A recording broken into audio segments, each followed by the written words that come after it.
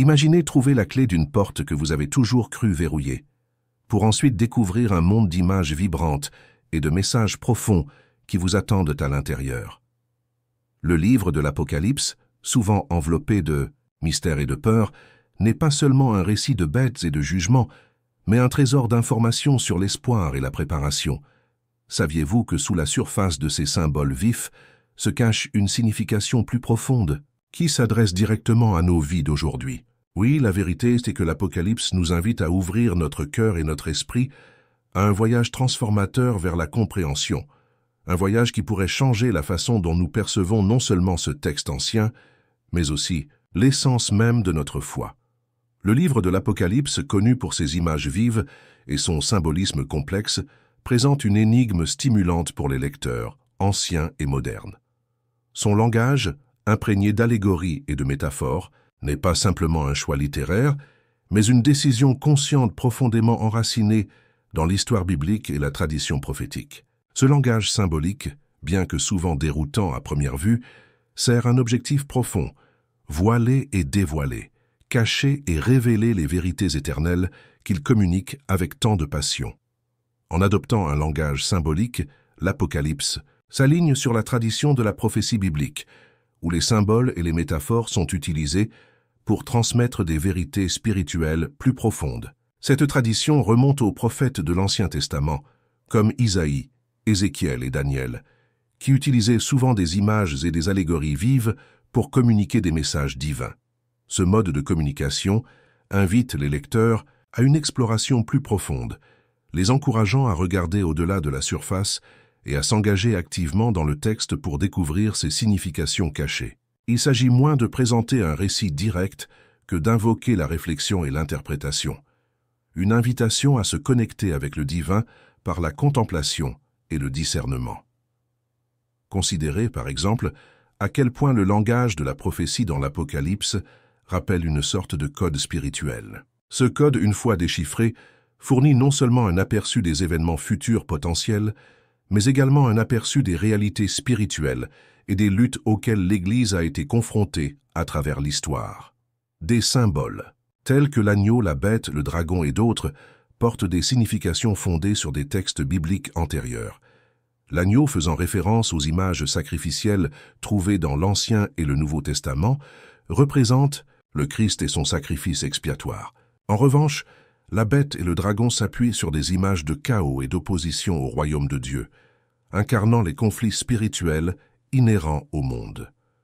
L'utilisation de symboles énigmatiques avait également un objectif pragmatique à l'époque où l'Apocalypse était écrite. Les chrétiens étaient sévèrement persécutés par les autorités romaines, et des critiques écrites explicites de l'Empire auraient pu conduire à des représailles plus sévères. En codant ces messages dans un langage symbolique, l'Apocalypse protégeait non seulement ses auteurs et ses destinataires, mais fournissait également une communication à plusieurs niveaux, dont les croyants pouvaient s'inspirer en période de persécution et de détresse. Cette notion de préservation de la vérité menacée renforce l'idée selon laquelle l'utilisation des symboles dans l'Apocalypse peut agir comme un voile protecteur, gardant les messages sacrés destinés à ceux qui ont des yeux pour voir et des oreilles pour entendre. Le langage mystérieux de la révélation puise également dans la nature ésotérique de la révélation divine elle-même. Les mystères de Dieu, dans leur portée infinie, transcendent souvent le langage et la compréhension humaine. Le langage symbolique devient alors un vaisseau à travers lequel des concepts divins incommensurables sont transmis sous des formes tangibles que les humains peuvent partiellement saisir. Il crée un pont entre le vu et l'invisible, le connu et l'inconnu, attirant les lecteurs dans une interaction dynamique avec le texte, où l'on non seulement lit mais fait l'expérience des Écritures. Il est important de noter que le langage de l'Apocalypse exige un engagement qui va au-delà de l'interprétation individuelle vers le discernement collectif de la communauté religieuse. Cet aspect communautaire est renforcé par les premiers versets de l'Apocalypse, où Jean adresse le texte aux 7 églises d'Asie. Ces lettres sont remplies de références symboliques qui appellent chaque église à l'introspection et à la repentance, soulignant l'intention du texte d'être interprété et vécu dans un cadre communautaire. En identifiant ce langage symbolique comme un outil spirituel, les croyants sont mis au défi de réfléchir sur leur propre vie, en discernant les réalités spirituelles derrière leur situation visible. La nature énigmatique de l'Apocalypse agit comme un miroir, reflétant sur le lecteur les complexités de la foi, de l'endurance et de l'espérance face à l'adversité. Ces symboles ne sont donc pas seulement des énigmes ésotériques à résoudre ou des événements futurs à prédire, mais aussi des aperçus critiques de la bataille spirituelle en cours entre le bien et le mal, prêts à être appliqués dans un contexte personnel et collectif. En fin de compte, le langage de la prophétie dans l'Apocalypse rappelle avec force que les vérités spirituelles les plus profondes sont souvent cachées sous des couches de complexité et nécessitent des chercheurs dévoués pour les découvrir pleinement. Cette approche évoque le thème biblique intemporel de la recherche plutôt que de la découverte, mettant les croyants au défi de poursuivre la compréhension avec un cœur humble et un esprit ouvert. En poursuivant ce voyage à travers l'Apocalypse, en adoptant son langage symbolique, nous libérons le potentiel d'une vision plus profonde, d'une foi enrichie et d'une nouvelle appréciation des mystères divins qui enveloppent notre marche spirituelle. Ainsi, le langage mystérieux de l'Apocalypse n'est pas un obstacle mais une passerelle, une invitation divine dans les profondeurs profondes de l'histoire de Dieu qui se déroule, pleine de sens et de pertinence, attendant ceux qui sont prêts à creuser au-delà de la surface pour embrasser son message transformateur. Cette compréhension ouvrira la voie au prochain chapitre, dans lequel nous explorerons la signification des lettres adressées aux 7 églises et les leçons contemporaines qu'elles contiennent. Alors que nous poursuivons notre voyage à travers la tapisserie complexe de l'Apocalypse, nous arrivons aux lettres adressées aux 7 églises. Ces lettres, nichées dans les premiers chapitres, contiennent plus que ce que l'on voit. Souvent négligées ou considérées comme de simples communications historiques, leurs messages cachés ont une signification profonde pour le paysage spirituel moderne. Chaque lettre sert à la fois de réflexion et d'avertissement, faisant écho aux menaces et aux défis spirituels intemporels auxquels sont confrontés les croyants d'aujourd'hui. Les 7 églises abordées, Éphèse, Smyrne, Pergame, Thyatire, Sardès, Philadelphie et Laodicée, ne sont pas seulement des communautés anciennes, mais des représentations de divers défis et attitudes présents au sein du cœur mondial de la foi. Les messages sont directs, mais leur signification se dévoile au fil d'une exploration plus approfondie. Plutôt que de simplement réprimander ou louer, ces lettres dévoilent les conditions spirituelles qui peuvent soit fortifier notre foi, soit l'éroder de l'intérieur. Éphèse, la première église à laquelle il s'est adressé, est louée pour ses actes, sa persévérance et son intolérance à l'égard de la méchanceté. Pourtant, cela lui rappelle aussi brutalement son premier amour perdu.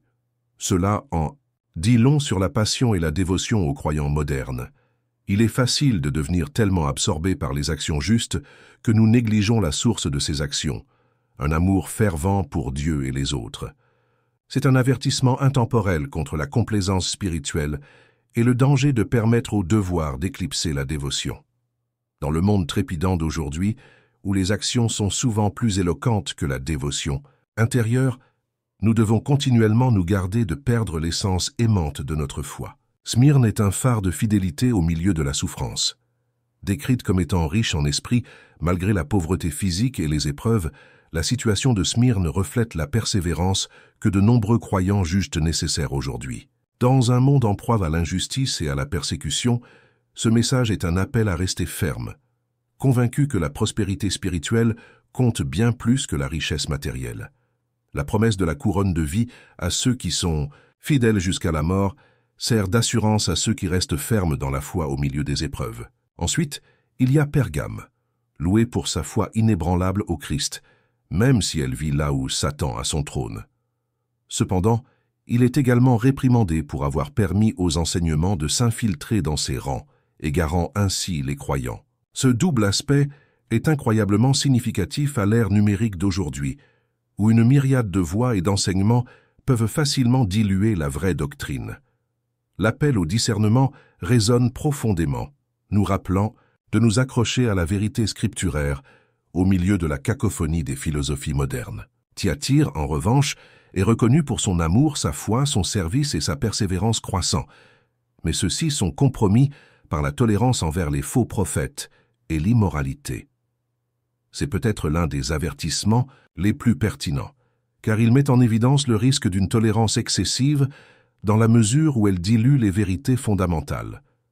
À une époque où l'inclusivité lutte souvent contre l'intégrité de la vérité scripturaire, l'avertissement de Thyatire invite les croyants à trouver l'équilibre entre l'amour et la sainteté. Sardes présente un défi différent. Connu pour sa réputation d'être vivant, il est en réalité spirituellement mort. Cet avertissement est un sombre appel à garantir l'authenticité de notre foi personnelle et de nos pratiques ecclésiales. Les apparences extérieures peuvent être trompeuses. La vitalité intérieure doit devenir notre test décisif spirituel. L'avertissement de se réveiller est un rappel poignant que la spiritualité n'est pas une façade, mais une relation sincère et continue avec Dieu. À l'ère des médias sociaux, où l'image dépasse souvent la réalité, la prudence de Sardis invite à l'introspection sur le véritable état de notre cœur. Pour Philadelphie, l'appel est de saisir la porte ouverte de l'opportunité, en s'appuyant sur la force de Dieu malgré son peu de pouvoir. Cette Église illustre la fidélité malgré des ressources limitées, ce qui est pertinent dans un monde où le pouvoir et l'influence dictent souvent le succès. Le message adressé à Philadelphie est un encouragement à montrer que la définition divine du succès défie les mesures du monde. Ces portes ouvertes sont des opportunités de foi, qu'elles s'alignent ou non sur les mesures sociétales. Enfin, Laodicée, peut-être le message le plus choquant, confronte la tiédeur spirituelle. Ni chaude ni froide, l'attitude indifférente de Laodicée en dit long sur une culture d'apathie et d'autonomie. L'image d'être craché par le Christ est un puissant avertissement contre la complaisance et l'autosuffisance. À une époque où la richesse et le confort peuvent remplacer le besoin de confiance divine, l'appel de Laodicée à choisir la ferveur plutôt que l'indifférence sonne plus vrai que jamais. En examinant ces lettres, on voit comment elles façonnent un miroir reflétant la condition spirituelle non seulement des cœurs individuels, mais aussi des congrégations et des sociétés. Ces avertissements, dissimulés sous le couvert d'évaluation individuelle d'Église, sont en effet bien visibles et nous appellent à peser nos positions spirituelles avec la précision de la vérité et la chaleur de l'amour. En réflexion, les lettres aux 7 églises transcendent leur contexte immédiat, invitant chaque croyant à une introspection personnelle et communautaire. Ils nous appellent non seulement à lire, mais aussi à répondre, en examinant nos propres cœurs et nos communautés à la lumière des paroles poignantes du Christ. Alors que ces anciens avertissements murmurent à travers les âges, ils nous mettent au défi de raviver notre premier amour, de rester ferme au milieu des épreuves, de maintenir la pureté doctrinale, d'équilibrer l'amour avec la sainteté, de garantir l'authenticité, de saisir les opportunités divines et d'éviter une foi tiède. Les récits intégrés dans ces lettres ne sont pas des reliques du passé, mais des messages vivants, nous invitant à réfléchir à l'état de notre voyage spirituel. Ils nous invitent à nous aligner sur le pouvoir transformateur de la vérité, tout en nous accrochant à l'amour éternel qui enflamme notre foi. À travers ces avertissements, l'Apocalypse ne parle pas seulement de prophéties lointaines, mais de transformations actuelles, invitant chaque croyant à une marche plus profonde et plus authentique avec Dieu. Les 7 trompettes de l'Apocalypse comptent parmi les segments les plus évocateurs et les plus enveloppés de la prophétie biblique, incarnant un appel à éveiller à la fois la conscience collective et personnelle de l'humanité. Les scènes peintes par ces trompettes sont remplies de bouleversements cosmiques, de catastrophes naturelles et de batailles spirituelles, servant à la fois de précurseurs du jugement divin et d'instruments de la miséricorde divine. Même si leurs images dramatiques semblent initialement annoncer une catastrophe inéluctable, un examen plus approfondi révèle un récit plus profond. Un récit qui appelle le monde non pas au désespoir, mais au repentir et au renouveau. Au fur et à mesure que sonne chaque trompette, le livre de l'Apocalypse dévoile une série d'événements catastrophiques qui pourraient facilement être considérés comme de simples récits de malheurs passés et futurs. La première trompette apporte de la grêle et du feu mêlés de sang, la seconde change la mer en sang, et la troisième empoisonne les eaux. De telles images peuvent terrifier, mais elles peuvent aussi servir de miroir reflétant ce qui se produit lorsque la création n'est pas en harmonie avec son Créateur. Plutôt que de s'attarder uniquement sur la destruction, ces scènes nous invitent à reconnaître et à remédier à la décadence spirituelle et morale qui précipite de tels désastres. Le son séquentiel des trompettes intensifie encore cet appel. La 4e trompette assombrit les corps célestes, symbole de guidance et de constance, invitant à l'introspection sur les ténèbres spirituelles qui peuvent envelopper une âme privée de lumière divine. Alors que le monde plonge dans le chaos, ces symboles suggèrent la gravité du détournement de l'ordre divin, tout en offrant simultanément une chance de redécouvrir la lumière de la vérité et du but. C'est au son des 5e et 6e trompettes que le récit plonge plus profondément dans le combat spirituel, décrivant des nuées de sauterelles tourmentant ceux décelés par Dieu. Dans cette imagerie, nous sommes confrontés aux forces perturbatrices des faux enseignements et idéologies qui se font passer pour des vérités libératrices, mais ne conduisent qu'à la détresse et à la désorientation. L'émergence généralisée d'une confusion morale et doctrinale dans ces scènes est parallèle aux luttes très réelles observées dans le monde d'aujourd'hui, un puissant rappel des batailles spirituelles en cours qui influencent notre existence. Terrestre. La 6e trompette sonne en outre comme un appel de clairon, libérant 4 anges liés au grand fleuve Euphrate et déclenchant une armée destinée à mettre en lumière d'immenses conflits et luttes humaines. Il y a ici un appel urgent à reconnaître comment ces batailles se manifestent, à la fois à l'extérieur dans les conflits mondiaux et à l'intérieur du cœur des individus aspirant à la paix au milieu de la tourmente. Il met au premier plan la nécessité d'un repentir collectif et personnel, une invitation pour chaque âme à se réaligner sur un chemin plus élevé. L'idée la plus intrigante est peut-être que le traumatisme et la tragédie dévoilés par ces trompettes ont un double objectif. Bien qu'ils signifient un jugement, une réponse divine au fait que l'humanité se détourne de la justice, ils sont aussi de profonds appels à la repentance, ingénieusement tissés dans le tissu du texte visionnaire. Les catastrophes ne sont pas de simples tragédies sacrées, mais sont stratégiquement conçues pour réveiller une conscience endormie, la poussant vers l'humilité, l'introspection et le changement. Considérez les crises actuelles qui font écho à certains thèmes de la trompette de l'Apocalypse. La détresse environnementale, la confusion morale et les tensions géopolitiques semblent souvent apocalyptiques par leur intensité.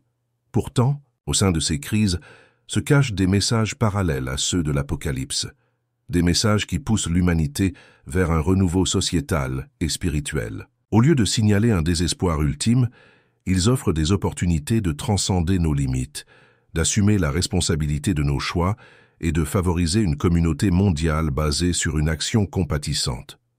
En examinant cette tapisserie prophétique, nous rencontrons une méthodologie divine qui ne se réjouit pas de la punition mais cherche la transformation.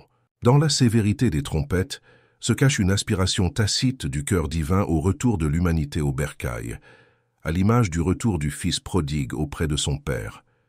Il ne s'agit pas d'une simple reconnaissance des actes répréhensibles, mais d'un mouvement vers la restauration et le renouveau. Les thèmes entrelacés de l'avertissement et de l'espoir dans l'Apocalypse visent à transformer la peur en révérence, permettant ainsi de passer de la terreur temporelle à la vérité éternelle. En comprenant ces schémas, nous transformons la révélation d'un simple dévoilement apocalyptique en un dialogue intime entre le Créateur et la création, un dialogue qui invite chacun de nous à entendre sa trompette, à faire le choix courageux de changer et de réparer les liens brisés qui menacent notre humanité commune. En fin de compte, les 7 trompettes invitent à une profonde réévaluation de notre moment présent au milieu du panorama cosmique de l'Apocalypse. L'urgence de leur appel est aussi pertinente aujourd'hui qu'elle l'était à l'époque de Jean à Patmos. Lorsqu'ils sont compris avec discernement, ces symboles apocalyptiques fournissent non seulement une carte du jugement divin, mais aussi une feuille de route vers la repentance, la réinvention et la rédemption.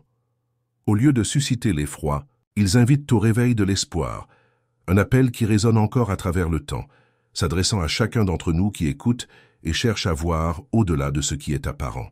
Dans le paysage profondément symbolique du livre de l'Apocalypse se cache un message ultime, une tapisserie tissée de fils à la fois de jugement et d'espoir.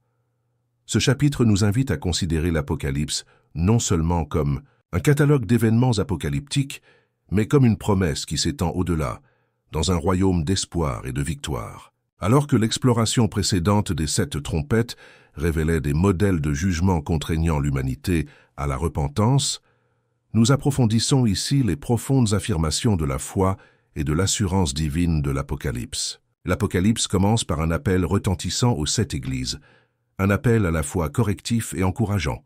Ces lettres préparent le terrain, non pas comme de sinistres signes avant-coureurs de malheur, mais comme des affirmations de l'alliance durable entre Dieu et son peuple. Chaque église s'adresse de manière unique, mais se termine toujours par une promesse faite à celui qui vaincra. Ce thème récurrent, une promesse au vainqueur, insuffle au récit une mélodie d'espoir. C'est l'assurance qu'au milieu des luttes, la fidélité mène au triomphe spirituel. Dans ces messages, le concept de surmonter l'adversité occupe une place centrale, encourageant les croyants à rester fermes au milieu des épreuves. Au fur et à mesure que nous parcourons les chapitres, Apocalypse peint des scènes intenses, de conflits cosmiques et de guerres spirituelles, illustrant les forces des ténèbres qui font la guerre à la vérité et à la justice. Pourtant, cette bataille n'est pas sans but. Ce n'est pas seulement destructeur, mais rédempteur. Même lorsque les sceaux sont ouverts et que les trompettes sonnent, ces jugements se révèlent non pas comme des punitions arbitraires, mais comme des appels à la prise de conscience et au changement. Comme une alarme divine retentissant à travers l'histoire, ils nous exhortent à nous éveiller spirituellement et à nous aligner sur le royaume de Dieu. Au centre du récit de l'Apocalypse se trouve la figure de Jésus-Christ, un roi qui revient triomphalement pour établir son royaume. Apocalypse 19 dépeint un Christ victorieux, le fidèle et véritable, monté sur un cheval blanc, suivi par les armées du ciel. Ces images insufflent de l'espoir dans les récits de procès. C'est une vision de triomphe ultime, nous rappelant que tout pouvoir se soumet en fin de compte à l'autorité divine. Le retour du Christ n'est pas annoncé comme un événement cataclysmique destiné à inspirer la peur, mais plutôt comme l'accomplissement tant attendu de la promesse divine de réconciliation et de restauration. De plus, le crescendo du livre atteint son apogée avec le récit d'un nouveau ciel et d'une nouvelle terre, une création restaurée où Dieu demeure intimement avec son peuple. Apocalypse 21 et 22 chassent les ombres de l'Apocalypse, baignant les lecteurs dans une lumière divine. Cette promesse d'un nouveau départ tisse un fil d'espoir à travers même les visions prophétiques les plus sombres. Cela remodèle notre perception du jugement en une perception où la justice divine ouvre la voie au renouveau. L'éradication du chagrin, de la mort et de la douleur ne signifie pas une fin mais un début, une promesse selon laquelle le dessein de Dieu concerne la restauration et la plénitude. À travers ces visions vivantes, il y a une invitation sous-jacente, un appel à faire partie de cette transformation. Bienheureux ceux qui lavent leurs robes, afin qu'ils aient droit à l'arbre de vie et puissent franchir les portes de la ville, est-il déclaré. On comprend ici qu'au milieu du chaos de l'imagerie apocalyptique se cache une assurance, un phare pour ceux qui recherchent la grâce divine dans un monde fracturé. Il s'agit d'un appel non seulement à endurer, mais aussi à participer activement au récit de Dieu qui se déroule. La révélation, avec son symbolisme riche et ses images évocatrices, insiste sur 2 perspectives, l'une d'un cataclysme imminent et l'autre d'un espoir inébranlable. C'est une symphonie complexe, où les tons les plus sombres du jugement s'harmonisent avec les notes plus lumineuses de la rédemption. La prophétie de l'Apocalypse va au-delà d'un avertissement linéaire. Cela devient une profonde invitation à voir au-delà des tribulations immédiates et à ancrer nos vies dans l'attente de la victoire ultime de Dieu. Ainsi, en explorant l'Apocalypse comme un livre d'espérance plutôt que de malheur, nous trouvons un texte qui revient sans cesse sur les thèmes du renouveau, d'une alliance renouvelée à maintes reprises, de la foi triomphant du désespoir. C'est un récit qui appelle les croyants à regarder au-delà de la fumée et du feu de l'imagerie apocalyptique et à voir le talent artistique divin de l'espoir peint sur la vaste toile de l'éternité. En comprenant l'Apocalypse non pas comme la fin de toute chose, mais comme le début de l'éternité, nous rencontrons sa promesse durable, une promesse de vie, de foi durable et d'espérance éternelle. À travers cette lentille, nous découvrons que l'Apocalypse est en effet un témoignage du triomphe de l'amour divin et de la nature imparable de l'espoir.